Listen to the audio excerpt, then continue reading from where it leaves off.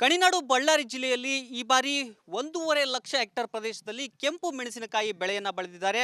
ಪ್ರತಿ ವರ್ಷ ಒಂದಷ್ಟು ಉತ್ತಮವಾದ ಬೆಲೆ ಸಿಗ್ತಾ ಇತ್ತು, ಬೆಳೆಗಾರರು ಖುಷಿಯಾಗಿರ್ತಾ ಇದ್ರು. ಆದರೆ ಕಳೆದ 2 ವರ್ಷದಿಂದ ಮೆಣಸಿನಕಾಯಿ ಬೆಲೆ ಪಾತಾಳಕ್ಕೆ ಸಿಲುಕಿರ್ತಕ್ಕಂಥದ್ದು. ಹೀಗಾಗಿ ಕೇವಲ ಬಳ್ಳಾರಿ ಜಿಲ್ಲೆ ಮಾತ್ರವಲ್ಲ, ಹಾವೇರಿ, ರಾಯಚೂರು ಸೇರಿದಂತೆ ಬಳ್ಳಾರಿಯ ಹಲವಾರು ರೈತರು ಸಾಕಷ್ಟು ಸಂಕಷ್ಟಕ್ಕೆ ಈಡಾಗಿರ್ತಕ್ಕಂಥದ್ದು.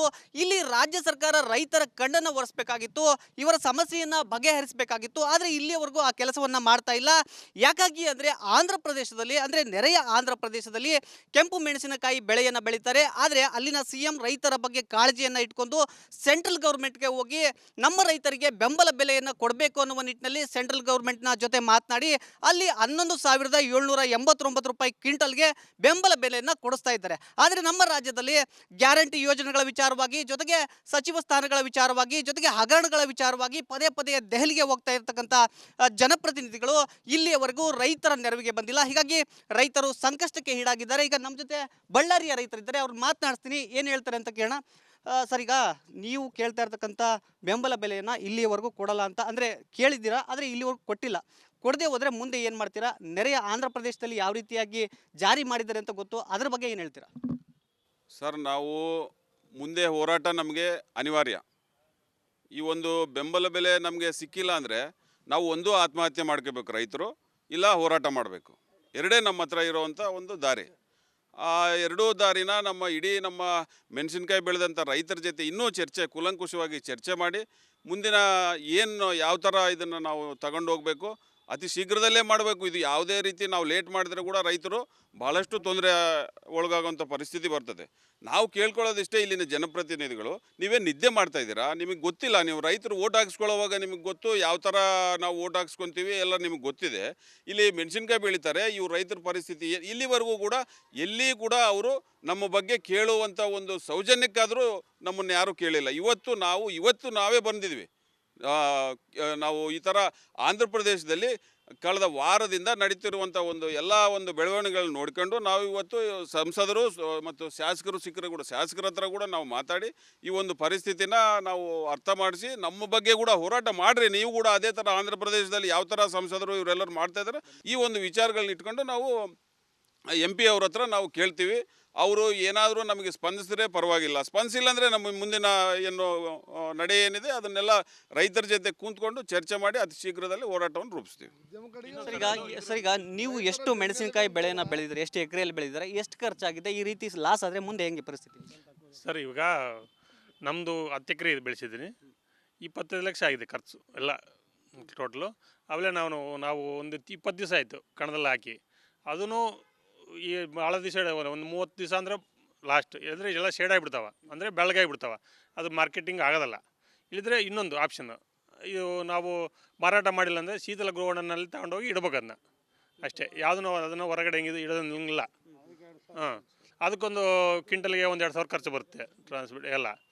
ಅದನ್ನು ಮತ್ತು ಇವಾಗ 8,000ರಲ್ಲಿ ಶೀತಲ ಗೋಡನಲ್ಲಿ ಇಟ್ಟರೆ 6,000, ಮತ್ತು ಅದಕ್ಕೆ ಲೋನು ಕೊಡೋದಲ್ಲ ರೈತರಿಗೆ, ಯಾವುದೇ ಥರ ಲೋನೂ ಇಲ್ಲ ನಮ್ಮ ಬಳ್ಳಾರಿಯಲ್ಲಿ. ಹಂಗಾಗಿ ರೈತರು ಭಾರಿ ಸಂಕಷ್ಟ ಇರುತ್ತೆ. ಅದು ಸರ್, ಈಗ ನೀವು ಎಷ್ಟು ಬೆಂಬಲ ಬೆಲೆಯನ್ನು ನಿರೀಕ್ಷೆ ಮಾಡ್ತೀರಿ? ಸರ್ಕಾರ ಇನ್ ಕೇಸ್ ಏನಾದರೂ ನಿಮ್ಮನ್ನೆಲ್ಲ ಮಾತುಕತೆ ಕರೆದ್ರೆ ಎಷ್ಟು ಬೆಂಬಲ ಬೆಲೆ ಕೊಡಬೇಕು ಅಂತ ಕೇಳ್ತೀರಿ? ಇವತ್ತಿರೋ ರೇಟಿಗೆ, ಇವಾಗಿರೋ 9,000 8,000 ರೇಟಿಗೆ 10 ಕ್ವಿಂಟಲ್ ಬಂದರೂ 90,000 ಆಗುತ್ತೆ. ನಮಗೆ 2 ಲಕ್ಷ ರೂಪಾಯಿ ಮೇಲೆ ಖರ್ಚು ಬರುತ್ತೆ. ಅದ್ರ ಮೇಲೆ ಅವರೇ ಗೆಸ್ ಮಾಡ್ಕೊಂಬ್ಲಿ, ಇವ್ರಿಗೆ ಎಷ್ಟು ಕೊಟ್ಟರೆ ಇವ್ರು ಲಾಸ್ ಮಾಡ್ದಂಗೆ ಇರಲಿ, ಲಾಭ ಬೇಡ ನಮ್ಮ ರೈತರಿಗೆ. ದುಡಿಯೋದು ನಮಗೆ ದೇವ್ರು ಕೊಟ್ಬಿಟ್ಟನ್ನ ದುಡಿತೀವಿ. ಅದು ಗಂಟು ಸಾಲ ಮಾಡಿ ದುಡಿಬೇಕಂದ್ರೆ ಇನ್ನು ಲಾಸ್ಟ್ ಏನಾಗ್ತದೆ, ಚಿಂತೆ ಮಾಡಿ ಸಾಲ ತೀರ್ದ ಈ ರೀತಿ ರೇಟ್ಗಳು ಕೊಟ್ಕೊಂತ ರೈತರು ಸಾಲನೂ ಹರಿಯೋದಿಲ್ಲ, ಜೀವನೂ ಉಳಿಯೋದಿಲ್ಲ. 15,000 ಕೊಟ್ಟರೆ ವರ್ಕೌಟ್ ಆಗುತ್ತಾ? 15,000 ಕೊಟ್ಟರೆ ಗಂಟಾಗುತ್ತೆ. 15,000 ಮೇಲೆ ಕೊಟ್ಟರೆ ನಾವು ದುಡಿದು ಕೂಲಿ ಬರುತ್ತೆ. ಅವರು ರೂಪಾಯಿ ಕೊಡಲಿ, 10 ರೂಪಾಯಿ ಕೊಡಲಿ, 100 ರೂಪಾಯಿ ಕೊಡಲಿ, 1,000 ರೂಪಾಯಿ ಕೊಡಲಿ, 15,000ವರೆಗೆ ಗಂಟಿನ ರೇಟ್. ಇದು ಗಂಟಿನ ರೇಟ್. 15,000 ಕೊಟ್ಟರೆ ಇವತ್ತಿನ ಖರ್ಚಿಗೆ, ಇವತ್ತಿನದೆಲ್ಲ ಆಳುಗಳು ಇದಕ್ಕೆ ಗಂಟಾಗುತ್ತೆ. ಅದು 15 ಕ್ವಿಂಟಲ್ ಬೆಳೆ ಬಂದರೆ 2,25,000 ಆಗುತ್ತೆ. 2,25,000 ರೂಪಾಯಿ ಖರ್ಚನೇ ಬರುತ್ತೆ. ಇದು ನಮ್ಮ ರೈತರದ್ದು ಇರೋದು. ಇದಿಷ್ಟು ಬಳ್ಳಾರಿ ರೈತರ ಮಾತು. ಅಂದರೆ ಸರ್ಕಾರ ಇಲ್ಲಿಯವರೆಗೂ ಯಾವುದೇ ರೀತಿಯ ಕ್ರಮ ಕೈಗೊಳ್ತಾ ಇಲ್ಲ. ಈಗಲಾದರೂ ನಮ್ಮ ಮನವಿಗೆ ಸರ್ಕಾರ ಸ್ಪಂದಿಸಬೇಕು. ಸ್ಪಂದಿಸದೆ ಹೋದರೆ ಮುಂದಿನ ದಿನಗಳಲ್ಲಿ ನಾವೆಲ್ಲ ರೈತರು ಒಟ್ಟಾಗಿ ಒಂದು ನಿರ್ಣಯವನ್ನು ತೆಗೆದುಕೊಂಡು ಉಗ್ರವಾಗಿ ಹೋರಾಟವನ್ನು ಮಾಡ್ತೀವಿ. ನೆರೆಯ ಆಂಧ್ರ ಪ್ರದೇಶದಂತೆ ನಮ್ಮ ಸರ್ಕಾರ, ನಮ್ಮ ಜನಪ್ರತಿನಿಧಿಗಳು ನಮ್ಮ ಜೊತೆ ಇರಬೇಕು ಅಂತ ಇಲ್ಲಿ ಮನವಿಯನ್ನು ಮಾಡ್ತಾ ಇರ್ತಕ್ಕಂಥದ್ದು. ಕ್ಯಾಮ್ರಾ ಪರ್ಸನ್ ಸಿದ್ದು ಜೊತೆ ರೇಣುಕಾರಾಧ್ಯ, ರಿಪಬ್ಲಿಕ್ ಕನ್ನಡ, ಬಳ್ಳಾರಿ. ಗಣಿನಾಡು ಬಳ್ಳಾರಿ ಜಿಲ್ಲೆಯಲ್ಲಿ ಈ ಬಾರಿ 1.5 ಲಕ್ಷ ಹೆಕ್ಟೇರ್ ಪ್ರದೇಶದಲ್ಲಿ ಕೆಂಪು ಮೆಣಸಿನಕಾಯಿ ಬೆಳೆಯನ್ನು ಬೆಳೆದಿದ್ದಾರೆ. ಪ್ರತಿ ವರ್ಷ ಒಂದಷ್ಟು ಉತ್ತಮವಾದ ಬೆಲೆ ಸಿಗ್ತಾ ಇತ್ತು, ಬೆಳೆಗಾರರು ಖುಷಿಯಾಗಿರ್ತಾ ಇದ್ರು. ಆದರೆ ಕಳೆದ 2 ವರ್ಷದಿಂದ ಮೆಣಸಿನಕಾಯಿ ಬೆಲೆ ಪಾತಾಳಕ್ಕೆ ಸಿಲುಕಿರ್ತಕ್ಕಂಥದ್ದು. ಹೀಗಾಗಿ ಕೇವಲ ಬಳ್ಳಾರಿ ಜಿಲ್ಲೆ ಮಾತ್ರವಲ್ಲ, ಹಾವೇರಿ, ರಾಯಚೂರು ಸೇರಿದಂತೆ ಬಳ್ಳಾರಿಯ ಹಲವಾರು ರೈತರು ಸಾಕಷ್ಟು ಸಂಕಷ್ಟಕ್ಕೆ ಈಡಾಗಿರ್ತಕ್ಕಂಥದ್ದು.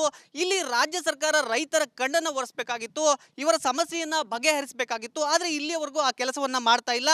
ಯಾಕಾಗಿ ಅಂದರೆ ಆಂಧ್ರ ಪ್ರದೇಶದಲ್ಲಿ, ಅಂದರೆ ನೆರೆಯ ಆಂಧ್ರ ಪ್ರದೇಶದಲ್ಲಿ ಕೆಂಪು ಮೆಣಸಿನಕಾಯಿ ಬೆಳೆಯನ್ನು ಬೆಳೀತಾರೆ. ಆದರೆ ಅಲ್ಲಿನ CM ರೈತರ ಬಗ್ಗೆ ಕಾಳಜಿಯನ್ನು ಇಟ್ಕೊಂಡು ಸೆಂಟ್ರಲ್ ಗೌರ್ಮೆಂಟ್ಗೆ ಹೋಗಿ ನಮ್ಮ ರೈತರಿಗೆ ಬೆಂಬಲ ಬೆಲೆಯನ್ನು ಕೊಡಬೇಕು ಅನ್ನುವ ನಿಟ್ಟಿನಲ್ಲಿ ಸೆಂಟ್ರಲ್ ಗೌರ್ಮೆಂಟ್ನ ಜೊತೆ ಮಾತನಾಡಿ ಅಲ್ಲಿ 11,789 ರೂಪಾಯಿ ಕ್ವಿಂಟಲ್ಗೆ ಬೆಂಬಲ ಬೆಲೆಯನ್ನು ಕೊಡಿಸ್ತಾ ಇದ್ದಾರೆ. ಆದರೆ ನಮ್ಮ ರಾಜ್ಯದಲ್ಲಿ ಗ್ಯಾರಂಟಿ ಯೋಜನೆಗಳ ವಿಚಾರವಾಗಿ, ಜೊತೆಗೆ ಸಚಿವ ಸ್ಥಾನಗಳ ವಿಚಾರವಾಗಿ, ಜೊತೆಗೆ ಹಗರಣಗಳ ವಿಚಾರವಾಗಿ ಪದೇ ಪದೇ ದೆಹಲಿಗೆ ಹೋಗ್ತಾ ಇರತಕ್ಕಂಥ ಜನಪ್ರತಿನಿಧಿಗಳು ಇಲ್ಲಿಯವರೆಗೂ ರೈತರ ನೆರವಿಗೆ ಬಂದಿಲ್ಲ. ಹೀಗಾಗಿ ರೈತರು ಸಂಕಷ್ಟಕ್ಕೆ ಈಡಾಗಿದ್ದಾರೆ. ಈಗ ನಮ್ಮ ಜೊತೆ ಬಳ್ಳಾರಿಯ ರೈತರಿದ್ದಾರೆ, ಅವ್ರು ಮಾತನಾಡ್ತೀನಿ, ಏನು ಹೇಳ್ತಾರೆ ಅಂತ ಕೇಳೋಣ. ಸರ್, ಈಗ ನೀವು ಕೇಳ್ತಾ ಇರ್ತಕ್ಕಂಥ ಬೆಂಬಲ ಬೆಲೆಯನ್ನು ಇಲ್ಲಿಯವರೆಗೂ ಕೊಡಲ್ಲ ಅಂತ ಅಂದರೆ ಕೇಳಿದ್ದೀರಾ, ಆದರೆ ಇಲ್ಲಿವರೆಗೂ ಕೊಟ್ಟಿಲ್ಲ. ಕೊಡದೆ ಹೋದರೆ ಮುಂದೆ ಏನು ಮಾಡ್ತೀರಾ? ನೆರೆಯ ಆಂಧ್ರ ಪ್ರದೇಶದಲ್ಲಿ ಯಾವ ರೀತಿಯಾಗಿ ಜಾರಿ ಮಾಡಿದ್ದಾರೆ ಅಂತ ಗೊತ್ತು, ಅದ್ರ ಬಗ್ಗೆ ಏನು ಹೇಳ್ತೀರಾ? ಸರ್, ನಾವು ಮುಂದೆ ಹೋರಾಟ ನಮಗೆ ಅನಿವಾರ್ಯ. ಈ ಒಂದು ಬೆಂಬಲ ಬೆಲೆ ನಮಗೆ ಸಿಕ್ಕಿಲ್ಲ ಅಂದರೆ ನಾವು ಒಂದು ಆತ್ಮಹತ್ಯೆ ಮಾಡ್ಕೋಬೇಕು ರೈತರು, ಇಲ್ಲ ಹೋರಾಟ ಮಾಡಬೇಕು. ಎರಡೇ ನಮ್ಮ ಹತ್ರ ಇರೋವಂಥ ಒಂದು ದಾರಿ. ಆ ಎರಡೂ ದಾರಿನ ನಮ್ಮ ಮೆಣಸಿನ್ಕಾಯಿ ಬೆಳೆದಂಥ ರೈತರ ಜೊತೆ ಇನ್ನೂ ಕೂಲಂಕುಷವಾಗಿ ಚರ್ಚೆ ಮಾಡಿ ಮುಂದಿನ ಏನು ಯಾವ ಥರ ಇದನ್ನು ನಾವು ತಗೊಂಡು ಹೋಗಬೇಕು, ಅತಿ ಶೀಘ್ರದಲ್ಲೇ ಮಾಡಬೇಕು. ಇದು ಯಾವುದೇ ರೀತಿ ನಾವು ಲೇಟ್ ಮಾಡಿದ್ರೆ ಕೂಡ ರೈತರು ಭಾಳಷ್ಟು ತೊಂದರೆ ಒಳಗಾಗುವಂಥ ಪರಿಸ್ಥಿತಿ ಬರ್ತದೆ. ನಾವು ಕೇಳ್ಕೊಳ್ಳೋದಿಷ್ಟೇ, ಇಲ್ಲಿನ ಜನಪ್ರತಿನಿಧಿಗಳು, ನೀವೇ ನಿದ್ದೆ ಮಾಡ್ತಾ ಇದ್ದೀರಾ? ನಿಮಗೆ ಗೊತ್ತಿಲ್ಲ? ನೀವು ರೈತರು ಓಟ್ ಹಾಕ್ಸ್ಕೊಳ್ಳೋವಾಗ ನಿಮಗೆ ಗೊತ್ತು ಯಾವ ಥರ ನಾವು ಓಟ್ ಹಾಕ್ಸ್ಕೊತೀವಿ ಎಲ್ಲ ನಿಮಗೆ ಗೊತ್ತಿದೆ. ಇಲ್ಲಿ ಮೆಣಸಿನ್ಕಾಯಿ ಬೆಳೀತಾರೆ, ಇವು ರೈತರ ಪರಿಸ್ಥಿತಿ ಇಲ್ಲಿವರೆಗೂ ಕೂಡ ಎಲ್ಲಿ ಕೂಡ ಅವರು ನಮ್ಮ ಬಗ್ಗೆ ಕೇಳುವಂಥ ಒಂದು ಸೌಜನ್ಯಕ್ಕಾದರೂ ನಮ್ಮನ್ನು ಯಾರೂ ಕೇಳಿಲ್ಲ. ಇವತ್ತು ನಾವೇ ಬಂದಿದ್ವಿ. ನಾವು ಈ ಥರ ಆಂಧ್ರ ಪ್ರದೇಶದಲ್ಲಿ ಕಳೆದ ವಾರದಿಂದ ನಡೀತಿರುವಂಥ ಎಲ್ಲ ಬೆಳವಣಿಗೆಗಳನ್ನ ನೋಡ್ಕೊಂಡು ನಾವು ಇವತ್ತು ಸಂಸದರು ಮತ್ತು ಶಾಸಕರು ಸಿಕ್ಕರು ಕೂಡ ಶಾಸಕರ ಹತ್ರ ಕೂಡ ನಾವು ಮಾತಾಡಿ ಈ ಒಂದು ಪರಿಸ್ಥಿತಿನ ನಾವು ಅರ್ಥ ಮಾಡಿಸಿ ನಮ್ಮ ಬಗ್ಗೆ ಕೂಡ ಹೋರಾಟ ಮಾಡಿರಿ, ನೀವು ಕೂಡ ಅದೇ ಥರ ಆಂಧ್ರ ಪ್ರದೇಶದಲ್ಲಿ ಯಾವ ಥರ ಸಂಸದರು ಇವರೆಲ್ಲರೂ ಮಾಡ್ತಾಯಿದ್ದಾರೆ, ಈ ಒಂದು ವಿಚಾರಗಳನ್ನ ಇಟ್ಕೊಂಡು ನಾವು MP ಅವ್ರ ಹತ್ರ ನಾವು ಕೇಳ್ತೀವಿ. ಅವರು ಏನಾದರೂ ನಮಗೆ ಸ್ಪಂದಿಸಿದ್ರೆ ಪರವಾಗಿಲ್ಲ, ಸ್ಪಂದಿಸಿಲ್ಲ ಅಂದರೆ ನಮ್ಮ ಮುಂದಿನ ನಡೆ ಏನಿದೆ ಅದನ್ನೆಲ್ಲ ರೈತರ ಜೊತೆ ಕೂತ್ಕೊಂಡು ಚರ್ಚೆ ಮಾಡಿ ಅತಿ ಶೀಘ್ರದಲ್ಲಿ ಹೋರಾಟವನ್ನು ರೂಪಿಸ್ತೀವಿ. ಸರ್, ಈಗ ನೀವು ಎಷ್ಟು ಮೆಣಸಿನಕಾಯಿ ಬೆಳೆಯನ್ನು ಬೆಳೆದಿದ್ದಾರೆ, ಎಷ್ಟು ಎಕರೆಯಲ್ಲಿ ಬೆಳೆದಿದ್ದಾರೆ, ಎಷ್ಟು ಖರ್ಚಾಗಿದೆ? ಈ ರೀತಿ ಲಾಸ್ ಆದರೆ ಮುಂದೆ ಹೆಂಗೆ ಪರಿಸ್ಥಿತಿ? ಸರ್, ಇವಾಗ ನಮ್ಮದು 10 ಎಕರೆ ಬೆಳೆಸಿದ್ದೀನಿ. 25 ಲಕ್ಷ ಆಗಿದೆ ಖರ್ಚು ಎಲ್ಲ ಟೋಟಲು. ಆಮೇಲೆ ನಾವು ಒಂದು 20 ದಿವಸ ಆಯಿತು ಕಣದಲ್ಲಿ ಹಾಕಿ. ಅದೂ ಈ ಭಾಳ ದಿವಸ ಒಂದು 30 ದಿವಸ ಅಂದರೆ ಲಾಸ್ಟ್ ಅಂದರೆ ಎಲ್ಲ ಶೇಡ್ ಆಗಿಬಿಡ್ತಾವೆ, ಅಂದರೆ ಬೆಳಗಾಗಿಬಿಡ್ತಾವೆ. ಅದು ಮಾರ್ಕೆಟಿಂಗ್ ಆಗೋದಲ್ಲ. ಇಲ್ಲಿದ್ರೆ ಇನ್ನೊಂದು ಆಪ್ಷನ್, ಇದು ನಾವು ಮಾರಾಟ ಮಾಡಿಲ್ಲ ಅಂದರೆ ಶೀತಲ ಗೃಹಗಳಲ್ಲಿ ತಗೊಂಡೋಗಿ ಇಡ್ಬೇಕು ಅದನ್ನ ಅಷ್ಟೇ. ಅದನ್ನು ಹೊರಗಡೆ ಹೆಂಗಿದೆ ಇಡೋದಿಲ್ಲ. ಅದಕ್ಕೊಂದು ಕ್ವಿಂಟಲ್ಗೆ 1-2 ಸಾವಿರ ಖರ್ಚು ಬರುತ್ತೆ ಟ್ರಾನ್ಸ್ಪೋರ್ಟ್ ಎಲ್ಲ. ಅದನ್ನು ಮತ್ತು ಇವಾಗ 8,000ದಲ್ಲಿ ಶೀತಲ ಗೋಡನಲ್ಲಿ ಇಟ್ಟರೆ 6,000. ಮತ್ತು ಅದಕ್ಕೆ ಲೋನು ಕೊಡೋದಲ್ಲ ರೈತರಿಗೆ, ಯಾವುದೇ ಥರ ಲೋನೂ ಇಲ್ಲ ನಮ್ಮ ಬಳ್ಳಾರಿಯಲ್ಲಿ. ಹಂಗಾಗಿ ರೈತರು ಭಾರಿ ಸಂಕಷ್ಟ ಇರುತ್ತೆ. ಅದು ಸರ್, ಈಗ ನೀವು ಎಷ್ಟು ಬೆಲೆಯನ್ನು ನಿರೀಕ್ಷೆ ಮಾಡ್ತೀರಿ? ಸರ್ಕಾರ ಇನ್ ಕೇಸ್ ಏನಾದರೂ ನಿಮ್ಮನ್ನೆಲ್ಲ ಮಾತುಕತೆ ಕರೆದ್ರೆ ಎಷ್ಟು ಬೆಂಬಲ ಬೆಲೆ ಕೊಡಬೇಕು ಅಂತ ಕೇಳ್ತೀರಿ? ಇವತ್ತಿರೋ ರೇಟಿಗೆ, ಇವಾಗಿರೋ 9,000 8,000 ರೇಟಿಗೆ 10 ಕ್ವಿಂಟಲ್ ಬಂದರೂ 90,000 ಆಗುತ್ತೆ. ನಮಗೆ 2 ಲಕ್ಷ ರೂಪಾಯಿ ಮೇಲೆ ಖರ್ಚು ಬರುತ್ತೆ. ಅದ್ರ ಮೇಲೆ ಅವರೇ ಗೆಸ್ ಮಾಡ್ಕೊಂಬ್ಲಿ, ಇವ್ರಿಗೆ ಎಷ್ಟು ಕೊಟ್ಟರೆ ಇವ್ರು ಲಾಸ್ ಮಾಡ್ದಂಗೆ ಇರಲಿ, ಲಾಭ ಬೇಡ ನಮ್ಮ ರೈತರಿಗೆ. ದುಡಿಯೋದು ನಮಗೆ ದೇವ್ರು ಕೊಟ್ಬಿಟ್ಟನ್ನ ದುಡಿತೀವಿ. ಅದು ಗಂಟು ಸಾಲ ಮಾಡಿ ದುಡಿಬೇಕಂದ್ರೆ ಇನ್ನು ಲಾಸ್ಟ್ ಏನಾಗುತ್ತೆ, ಚಿಂತೆ ಮಾಡಿ ಸಾಲ ತೀರ್ದ ಈ ರೀತಿ ರೇಟ್ಗಳು ಕೊಟ್ಕೊಂತ ರೈತರು ಸಾಲನೂ ಹರಿಯೋದಿಲ್ಲ, ಜೀವನ ಉಳಿಯೋದಿಲ್ಲ. 15,000 ಕೊಟ್ಟರೆ ವರ್ಕೌಟ್ ಆಗುತ್ತಾ? 15,000 ಕೊಟ್ಟರೆ ಗಂಟಾಗುತ್ತೆ. 15,000 ಮೇಲೆ ಕೊಟ್ಟರೆ ನಾವು ದುಡಿದು ಕೂಲಿ ಬರುತ್ತೆ. ಅವರು ರೂಪಾಯಿ ಕೊಡಲಿ, 10 ರೂಪಾಯಿ ಕೊಡಲಿ, 100 ರೂಪಾಯಿ ಕೊಡಲಿ, 1,000 ರೂಪಾಯಿ ಕೊಡಲಿ, 15,000ವರೆಗೆ ಗಂಟಿನ ರೇಟ್. ಇದು ಗಂಟಿನ ರೇಟ್. 15,000 ಕೊಟ್ಟರೆ ಇವತ್ತಿನ ಖರ್ಚಿಗೆ, ಇವತ್ತಿನದೆಲ್ಲ ಆಳುಗಳ ಇದಕ್ಕೆ ಗಂಟಾಗುತ್ತೆ. ಅದು 15 ಕ್ವಿಂಟಲ್ ಬೆಳೆ ಬಂದರೆ 2,25,000 ಆಗುತ್ತೆ. 2,25,000 ರೂಪಾಯಿ ಖರ್ಚನೇ ಬರುತ್ತೆ. ಇದು ನಮ್ಮ ರೈತರದ್ದು ಇರೋದು. ಇದಿಷ್ಟು ಬಳ್ಳಾರಿ ರೈತರ ಮಾತು. ಅಂದರೆ ಸರ್ಕಾರ ಇಲ್ಲಿಯವರೆಗೂ ಯಾವುದೇ ರೀತಿಯ ಕ್ರಮ ಕೈಗೊಳ್ತಾ ಇಲ್ಲ. ಈಗಲಾದರೂ ನಮ್ಮ ಮನವಿಗೆ ಸರ್ಕಾರ ಸ್ಪಂದಿಸಬೇಕು. ಸ್ಪಂದಿಸದೆ ಹೋದರೆ ಮುಂದಿನ ದಿನಗಳಲ್ಲಿ ನಾವೆಲ್ಲ ರೈತರು ಒಟ್ಟಾಗಿ ಒಂದು ನಿರ್ಣಯವನ್ನು ತೆಗೆದುಕೊಂಡು ಉಗ್ರವಾಗಿ ಹೋರಾಟವನ್ನು ಮಾಡ್ತೀವಿ. ನೆರೆಯ ಆಂಧ್ರ ಪ್ರದೇಶದಂತೆ ನಮ್ಮ ಸರ್ಕಾರ, ನಮ್ಮ ಜನಪ್ರತಿನಿಧಿಗಳು ನಮ್ಮ ಜೊತೆ ಇರಬೇಕು ಅಂತ ಇಲ್ಲಿ ಮನವಿಯನ್ನು ಮಾಡ್ತಾ ಇರ್ತಕ್ಕಂಥದ್ದು. ಕ್ಯಾಮ್ರಾ ಪರ್ಸನ್ ಸಿದ್ದು ಜೊತೆ ರೇಣುಕಾರಾಧ್ಯ, ರಿಪಬ್ಲಿಕ್ ಕನ್ನಡ, ಬಳ್ಳಾರಿ.